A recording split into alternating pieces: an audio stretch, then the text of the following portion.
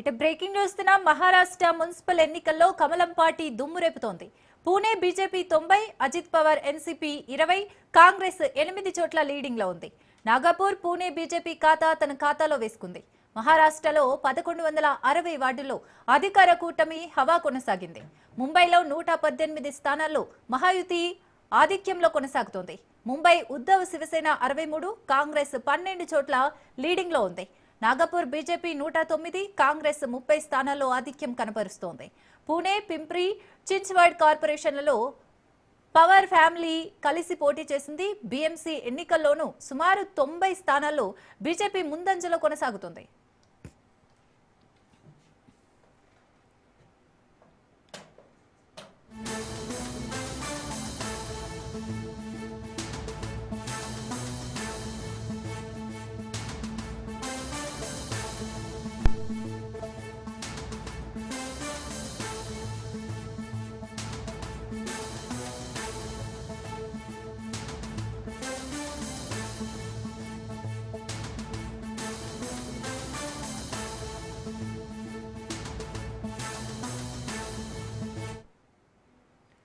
Maharashtra municipal ఎన్నికల్లో కమలం party దూసుకుపోతుంది. మరిన్ని డీటెయిల్స్ మా ఇన్పుట్ ఎడిటర్ శ్రీకాంత్ అందిస్తారు. శ్రీకాంత్.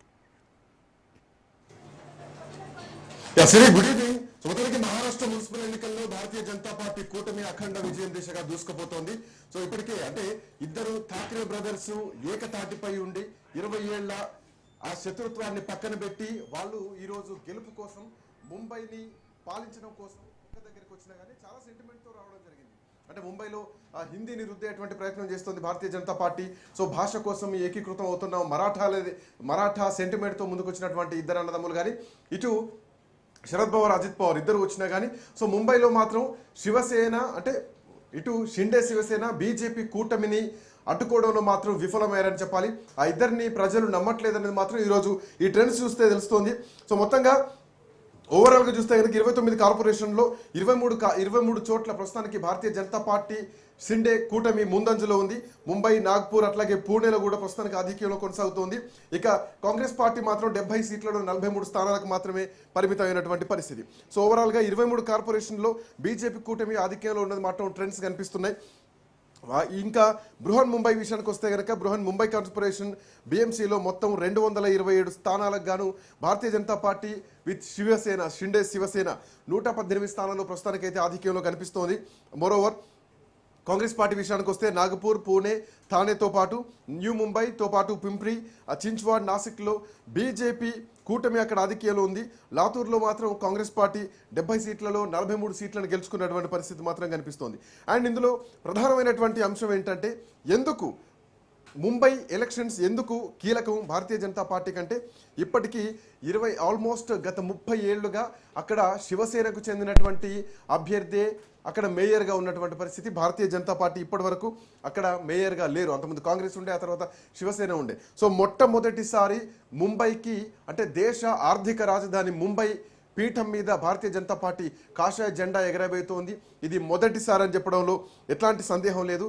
మోర్ ఓవర్ ఈ ముంబై కార్పొరేషన్ 5 రాష్ట్రాల బడ్జెట్ కంటే కూడా ఎక్కువ బడ్జెట్. ఎందుకంటే ఆసియాలోనే 74,000 కోట్లతోటి ఒక మున్సిపల్ కార్పొరేషన్ ఉందా అంటే అది ముంబై అని చెప్పడంలో ఎట్లాంటి సందేహం లేదు. 5 రాష్ట్రాలకు సంబంధించినటువంటి బడ్జెట్గా దీన్ని చూడాలి. ఈవెన్ హిమాచల్ ప్రదేశ్ చూసుకుంటే 58,514 కోట్లు, అరుణాచల్ ప్రదేశ్ 39,000 కోట్లు పైచిలకు, త్రిపుర 31,000 కోట్ల పైచిలకు అయితే కనుక గోవా, సిక్కింలు కేవలం 28 లేదంటే 16-17,000 కోట్ల వరకే ఉంది. ఒక్క ముంబై మాత్రమే 74,000 కోట్ల తోటి ఒక ఆర్థిక రాజధానిగా ఉంది. అక్కడ పరిపాలన ఖర్చులు కానీ లేదంటే హాస్పిటల్స్ కానీ ఓవరాల్గా ఒక ఫినాన్షియల్ క్యాపిటల్గా ఉంది భారతదేశం. కాబట్టి ఇక్కడ అట్లాంటి ఒక పొలిటికల్ పవర్ జంక్షన్ అని చెప్పడంలో ఎట్లాంటి సందేహం లేదు.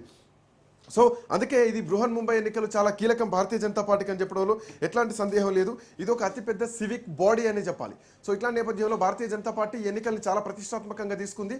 అటు ఇద్దరు ఠాక్రే బ్రదర్స్ ముందుకొచ్చి 20 ఏళ్ల నుంచి లేని బంధం విడిపోయిన వాళ్ళు ఈరోజు ఒక్కతాటి పైకిచ్చి మరాఠా సెంటిమెంట్తో ముందుకొచ్చినా కానీ ప్రజలు వాళ్ళు నమ్మట్లేదు. ఎందుకంటే వీళ్ళు ఎప్పుడు విడిపోతారో ఎప్పుడు కలిసి ఉంటారో తెలియదు అన్నటువంటి ధోరణిలో ప్రజలు ఉన్నది మాత్రం స్పష్టంగా కనిపించింది. సో ఇదే ధోరణిలో మాత్రం ముంబై ప్రజలు ఇచ్చినటువంటి తీర్పును మనం చూడొచ్చు. సో వీటితో పాటు ఇంకా ఠాక్రే బ్రదర్స్ వెనకబడ్డానికి రాజకీయంగా వాళ్ళు వెనకబడ్డానికి కూడా వాళ్ళ మధ్య ఉన్నటువంటి విభేదాలే కారణం అని చెప్పాలి. మోరోవర్ భారతీయ జనతా పార్టీ ప్రచారంలో కూడా దూసుకుపోయింది. అభివృద్ధితో పాటు ఒక స్థిరమైనటువంటి పాలన, ఎన్ని ఎక్కడ కూడా పొలిటికల్ డీవియేషన్స్ రాలేదు. శివసేనతో పాటు భారతీయ జనతా పార్టీ రెండు కూటమిగా ముందుకెళ్ళా కానీ ఇప్పటివరకు పొలిటికల్ డీవియేషన్స్ ఏం రాలేదు. కేవలం ముఖ్యమంత్రి ఎవరు అవుతారన్నటువంటి విషయంలోనే కొంత షిండే అలిగినా కానీ ఆ తర్వాత అన్ని సర్దుకున్నాయని చెప్పాలి. సో ఈ కూటమి డిస్టర్బ్ కాకుండా ముందుకే పోయింది, ఒక స్థిరమైనటువంటి పాలనతో ముందుకు పోయింది. సో మోరోవర్ ఏంటంటే ఈ షిండే వర్గం అసలైన శివసేన మేమే, గెలిచింది మేమే, గెలవబోయేది మేమే, సో అసలు శివసేన మాదే అంటూ కూడా వాళ్ళు చేసినటువంటి ప్రచారం కూడా ముంబైలో కొంత కలిసి వచ్చిందని చెప్పాలి. బట్ ఏదేమైనా కానీ ఠాక్రే బ్రదర్స్ ఇద్దరూ కలిసి ఉన్నప్పటికీ కూడా వాళ్ళు ముంబైని ఏకఛత్రాధిపత్యంగా మేయర్ పీఠాన్ని 30 ఏళ్ళు వెళ్ళినా కానీ సో ఇప్పుడు ఈ కలయిక కలుస్తుందేమో, ముంబైని అట్రాక్ట్ చేస్తారేమో, ఇద్దరు రెండు పిల్లర్లు, రెండు ధృవాలు ఒకవైపు వస్తే ఖచ్చితంగా గెలుస్తారేమో అనుకున్నటువంటి నేపథ్యం వచ్చినా కానీ ఈవెన్ హిందీ భాష విషయంలో భారతీయ జనతా పార్టీ కొంత ముందడుగు వేసినా కానీ వీళ్ళిద్దరూ చేసినటువంటి మాటలే కానీ వాళ్ళు తీసుకున్నటువంటి ఒక ఉద్యమ నేపథ్యం కానీ ప్రజల్లో చాలా వరకు ఫలించింది.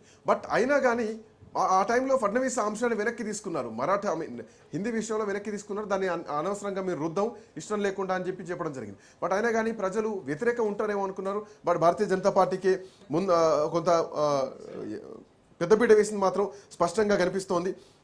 ఏదేమైనా కానీ మహాయుతి మాత్రం పైచేయిగా ఉంది. సో ఇప్పుడు ఠాక్రే వర్గం మాత్రం కొంత ఆత్మపరిశీలన చేసుకోవాల్సినటువంటి అవసరం ఉంది.